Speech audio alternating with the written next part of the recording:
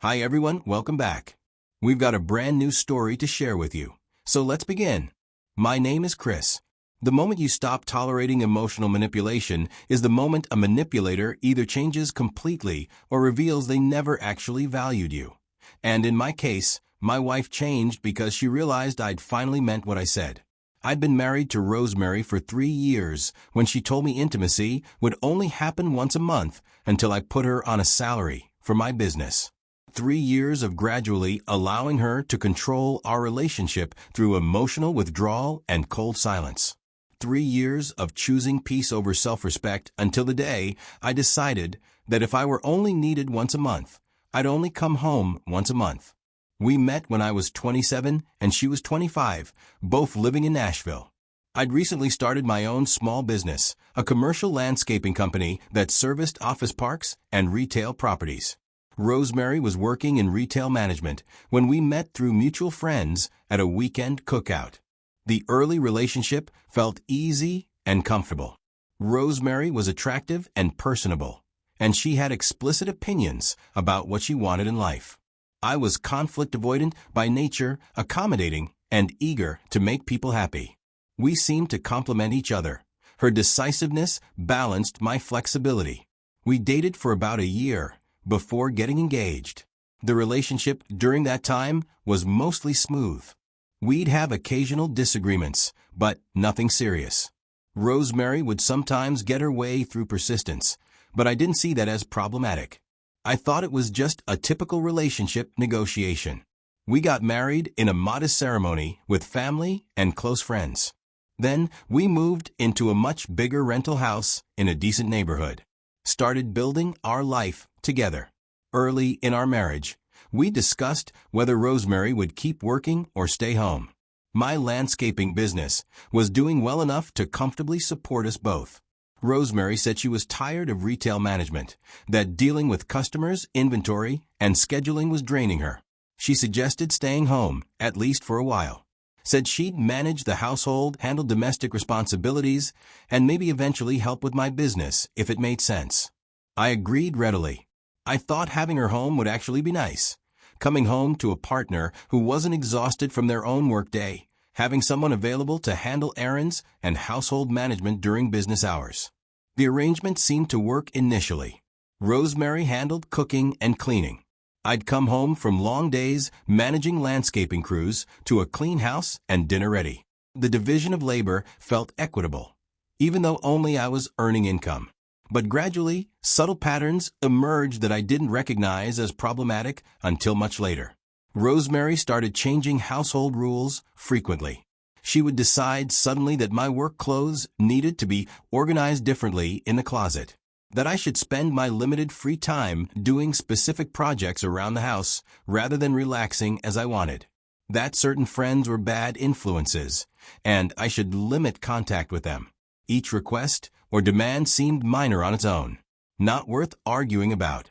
I'd accommodate because maintaining peace felt more critical than asserting my preferences about closet organization or how I spent Sunday afternoons. My natural tendency to avoid conflict made me an easy target for this dynamic.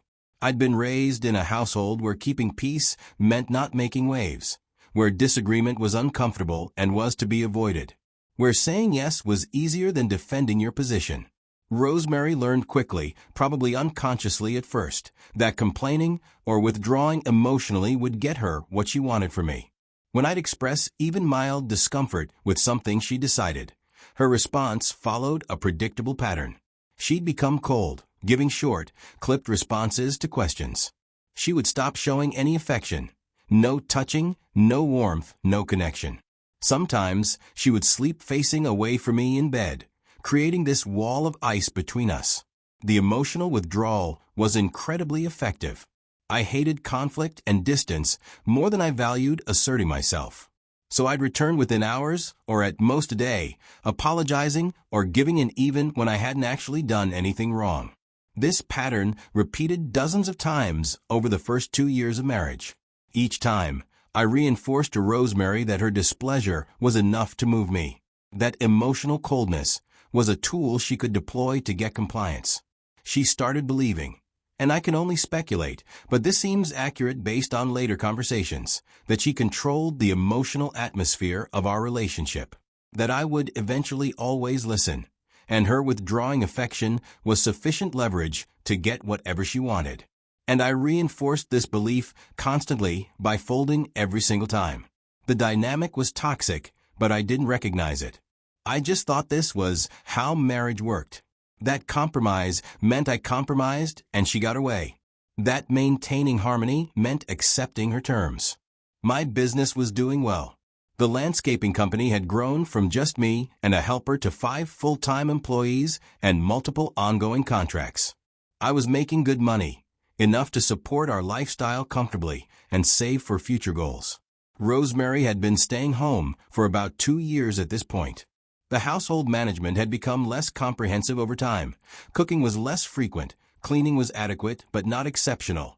The domestic responsibilities she'd taken on had gradually diminished, while my financial responsibilities had only increased. I didn't complain about this. Figured she was comfortable with our arrangement, and I shouldn't micromanage how she spent her days at home. Then one evening, after I'd come home from a particularly long day managing multiple job sites, Rosemary made a demand that shocked me. She said she wanted me to put her on a monthly salary for my business. Said she'd been thinking about it and decided she deserved to be paid for being a stay-at-home wife. The demand caught me entirely off guard for several reasons. First, I'd previously invited Rosemary to work with me in the business. When the company was expanding about a year earlier, I'd suggested she could help with administrative tasks, scheduling, billing, customer communications. She'd refused, saying she had no interest in the landscaping business and preferred staying home. Second, she wasn't currently participating in the business. Didn't help with paperwork, didn't manage scheduling, didn't interact with clients. Her staying home was entirely separate from my business operations. Third, she was framing this as payment for being a stay-at-home wife. Not for contributing to the business, but simply for existing in our marriage while I provided financially. The logic didn't make sense. I was already supporting us both entirely from my business income. She had access to our joint account, could spend reasonably on household needs and personal wants. What she was asking for was a separate salary on top of the already full financial support. For one of the very few times in our marriage, I said no firmly. Told her I wasn't going to pay her a salary for not working. That if she wanted to earn money from the business, she could actually work in the business, like I'd previously offered. Rosemary's response was immediate emotional shutdown. She went cold. Stopped speaking to me beyond necessary conversations about bills. She acted offended and wounded whenever I was in the room. I'd seen this pattern dozens of times. I expected she'd stay cold for a day, then we'd talk and find some compromise. But this time was different. Days passed, and she remained completely withdrawn. Barely spoke to me, and left a space when I entered. She avoided eye contact and refused any physical affection or warmth. 1 week became 2 weeks. The longest she'd ever maintained the cold treatment. I gave her space, figuring she needed time to process her disappointment and didn't push for conversation or reconciliation. I just continued my routine, working long days, coming home to a house where my wife treated me like an unwelcome stranger. About 2 weeks into this Cold War, I attempted to initiate intimacy one evening. We'd always had a healthy physical relationship despite other problems. I thought a physical connection could help break through the emotional distance. Rosemary rejected me immediately, then said something that changed everything. She told me flatly that intimacy would be once a month until I placed her on a salary for my business. The statement was so calculated, so transactional, so explicitly manipulative that it cut through my usual conflict avoidance like a knife. She was weaponizing our physical relationship, holding intimacy hostage to get financial demands met, treating sex as a bargaining chip rather than an expression of connection between spouses. I didn't argue, try to negotiate, or convince her that this was wrong. I just said okay. But internally, something fundamental shifted. I went to bed that night thinking clearly for the first time in our marriage. Seeing the pattern I'd been enabling and understanding that I'd trained Rosemary through years of accommodation, that emotional manipulation would always work on me. And I realized I was done accepting it. I woke up the next morning with absolute clarity about what I needed to do. Rosemary had said intimacy would be once a month and had made evident through her behavior that my presence and participation in our marriage were conditional on meeting her financial demands. If I were only needed once a month for intimacy, then I'd only come home once a month for anything. Before leaving for work that day, I quietly packed essentials. Clothes for several weeks. Toiletries. Work equipment I'd need. Some personal items and sentimental things. Everything necessary to avoid needing to return home. I loaded everything into my truck while Rosemary was still in the bedroom, then left for work like it was a typical day. My business had an office space, a small building with a couple of desks, a bathroom, and storage for equipment. Before getting married, I'd slept there occasionally when working late and too tired to drive home. It was not comfortable for long-term sleeping, but adequate. That's where I went after finishing work that day. Instead of driving home like I had every single evening for 3 years, I stayed at the office. I turned on D&D on my phone. I didn't want to deal with calls or messages. I needed space to think clearly without Rosemary's emotional manipulation influencing my decisions. I imagine Rosemary expected me home at my usual time, around 6 or 7 in the evening. When I didn't arrive, she probably initially assumed I was working late. But as the hours passed and I didn't come home, her confidence in her control must have started to collapse. By midnight, I briefly checked my phone to see if there were any actual emergencies. I found dozens of missed calls and frantic text messages from my wife. The messages progressed from annoyed to worried to panicked. Where was I? Why wasn't I answering? Was I okay? Demanding that I respond immediately. I didn't respond. Just turned the phone on D&D again and went to sleep on the office couch. Apparently, I learned this later. Rosemary had called everyone, including my friends, asking if they'd seen me or knew where I was. She called my siblings and my parents, creating this massive panic about my disappearance. She'd even called the police to report me missing because I hadn't come home and wasn't answering my phone. The police asked her to wait 24 hours before they do anything. This reaction revealed everything about how she'd viewed our relationship. She'd expected compliance, expected that her emotional withdrawal and sexual ultimatum would bring me to heel like every previous time she'd used these tactics. My actual disappearance was entirely outside her script. Everyone started calling me. Friends said Rosemary was worried sick. Family members asked if I was okay. Rosemary's panic activated everyone. After about 36 hours away, I finally called her back. Used the office phone. Rosemary answered immediately. From her voice, I could tell she panicked in ways I'd never heard before. She said she thought something had happened to me, that I always came home, that she'd been terrified. I responded calmly, told her she'd been cold for 2 weeks, that she'd said intimacy would be once a month. So I decided to start coming home once a month. The logical simplicity of it hit her harder than any argument or emotional reaction could have. I'd taken her ultimatum and applied it consistently.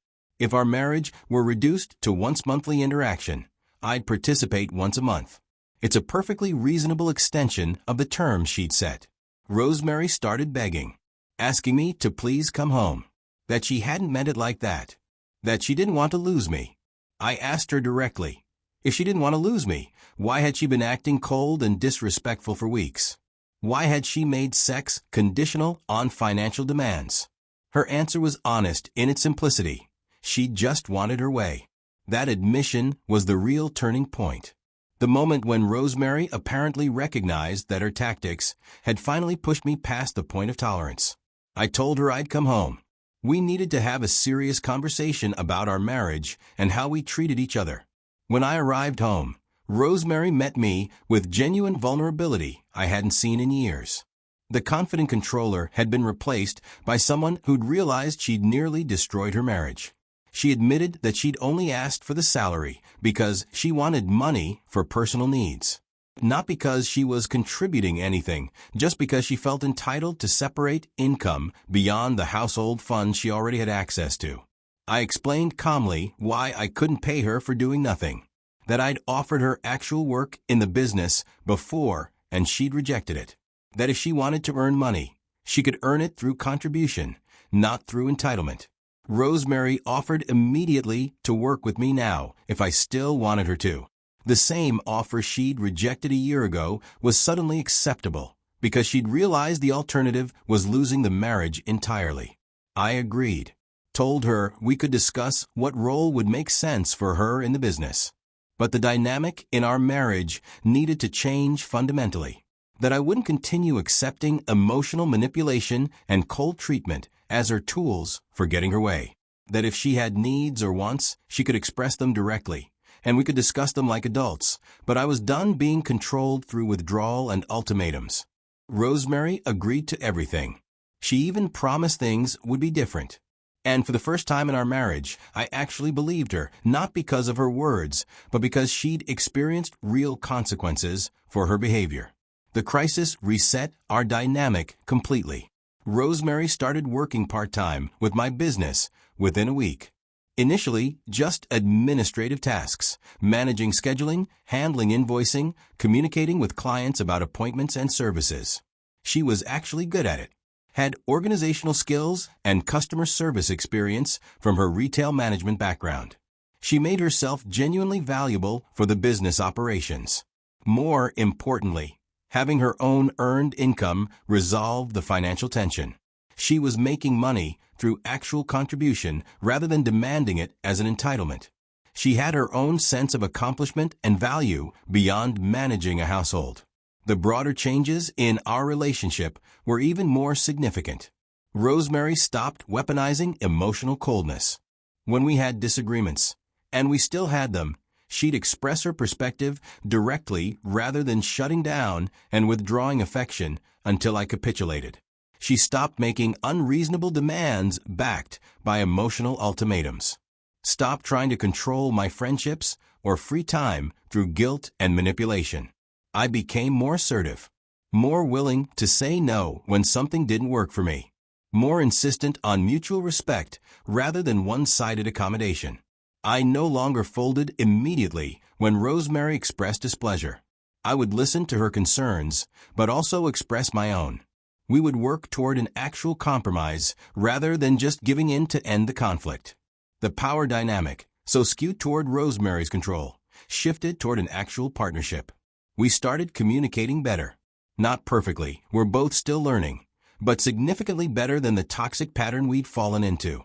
Disagreements still happened, but the difference was fundamental. Rosemary didn't make unrealistic threats. I didn't tolerate emotional manipulation. We both understood that we'd reached a breaking point that had served as a warning about what happens when respect disappears from a relationship. I never had to sleep outside again. Not because I couldn't or wouldn't, but because Rosemary stopped pushing unreasonable demands that would drive me to that point. She'd learned through direct experience that I meant what I said, that ultimatums would be met with consequences she didn't want, that she couldn't control the marriage through emotional withdrawal, because I'd simply withdraw further. We're still imperfect, still have arguments sometimes, still disagree about things both large and small. But the nature of our conflicts is different now. We argue about legitimate issues, how to spend money, where to vacation, and when to visit family. Normal relationship friction. Rosemary doesn't threaten to withhold intimacy to get her way.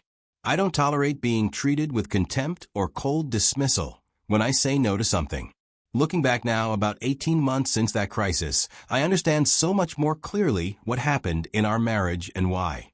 I learned that conflict avoidance enables abuse. My natural tendency to avoid confrontation, to say yes to maintain peace, to accommodate rather than assert myself. All of that created the perfect environment for Rosemary to develop controlling behaviors. I learned that emotional manipulation works exactly as long as you let it work. Rosemary's pattern of going cold and withdrawing affection was only effective because I kept capitulating to it. The moment I stopped responding predictably, the tactic lost all power. I learned that sometimes the most loving thing you can do for a relationship is establish rigid boundaries. My leaving wasn't abandonment. It was forcing a reckoning that desperately needed to happen. I learned that people can change when they face real consequences. Rosemary wasn't fundamentally abusive or malicious. She developed destructive patterns because those patterns worked. When they stopped working, she showed different behavior. Most importantly, I learned that self-respect isn't negotiable. I can't maintain a healthy relationship while allowing myself to be manipulated and controlled. That partnership requires mutual respect, or it's not actually a partnership. The broader changes in our relationship were even more significant. Rosemary stopped weaponizing emotional coldness. When we had disagreements, and we still had them, she'd express her perspective directly rather than shutting down and withdrawing affection until I capitulated. She stopped making unreasonable demands backed by emotional ultimatums. Stop trying to control my friendships or free time through guilt and manipulation.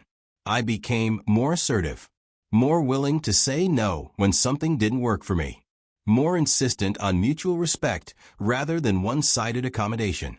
I no longer folded immediately when Rosemary expressed displeasure.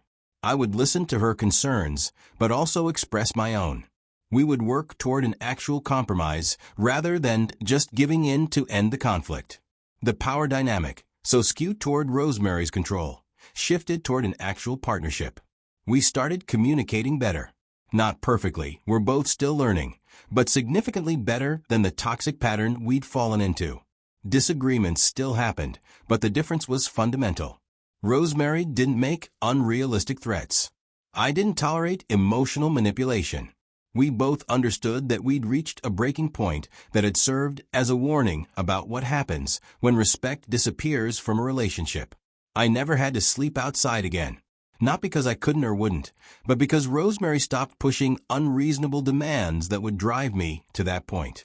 She'd learned through direct experience that I meant what I said. That ultimatums would be met with consequences she didn't want. That she couldn't control the marriage through emotional withdrawal, because I'd simply withdraw further. We're still imperfect, still have arguments sometimes, still disagree about things both large and small. But the nature of our conflicts is different now. We argue about legitimate issues, how to spend money, where to vacation, and when to visit family, normal relationship friction. Rosemary doesn't threaten to withhold intimacy to get her way. I don't tolerate being treated with contempt or cold dismissal when I say no to something. Looking back now, about 18 months since that crisis, I understand so much more clearly what happened in our marriage and why. I learned that conflict avoidance enables abuse. My natural tendency to avoid confrontation, to say yes to maintain peace, to accommodate rather than assert myself, all of that created the perfect environment for Rosemary to develop controlling behaviors. I learned that emotional manipulation works exactly as long as you let it work. Rosemary's pattern of going cold and withdrawing affection was only effective because I kept capitulating to it. The moment I stopped responding predictably, the tactic lost all power. I learned that sometimes the most loving thing you can do for a relationship is establish rigid boundaries. My leaving wasn't abandonment, it was forcing a reckoning that desperately needed to happen. I learned that people can change when they face real consequences. Rosemary wasn't fundamentally abusive or malicious. She developed destructive patterns because those patterns worked. When they stopped working, she showed different behavior. Most importantly, I learned that self-respect isn't negotiable. I can't maintain a healthy relationship while allowing myself to be manipulated and controlled. That partnership requires mutual respect, or it's not actually a partnership. Some people might think my response was extreme, that leaving for 36 hours and refusing to answer calls was cruel or vindictive. But those people don't understand what has been happening in our marriage over the past 3 years. The constant emotional manipulation, and the cold treatment that was designed to force compliance. The escalation to weaponizing intimacy as a bargaining tool. I tried talking, had tried expressing discomfort with her patterns, and had tried setting boundaries through words. None of it worked because Rosemary had learned that my words were meaningless, that I'd always eventually fold when she applied enough emotional pressure. Actions were the only language that would communicate effectively. And my action, leaving and staying gone until she understood I was serious, spoke clearly enough to cut through years of established dysfunction. I don't regret how I handled it, nor do I regret the shock it gave Rosemary or the panic it caused. My only regret is that it took me 3 years to finally stand up for myself. I tolerated being manipulated for so long before recognizing what was happening and refusing to accept it anymore. Our marriage now isn't perfect. We still have areas we need to work on. Communication could be better. We should go to counseling to address some lingering patterns. But it's healthier than it's ever been, based on mutual respect, rather than one person controlling the other through emotional manipulation. Rosemary contributes to our household now, both domestically and financially. She has her own sense of purpose beyond managing me. We're both better versions of ourselves than we were during those first 3 years of dysfunction. And we both know, though we don't discuss it explicitly, that we came very close to destroying something that's actually become good. But I'm also prepared now. Know that if patterns ever regress toward that old dysfunction, I won't tolerate it for 3 years before acting. I will recognize it immediately and address it directly. We'll leave again if I need to, but permanently next time. Because I've learned my worth. Learned that I deserve to be treated with respect and kindness. Learned that being conflict avoidant doesn't mean accepting mistreatment to maintain false peace. That's my story. And I'd make the same choice again, without hesitation, because self-respect isn't optional. It's fundamental. And no relationship is worth losing yourself to maintain. Not even marriage. Especially not marriage.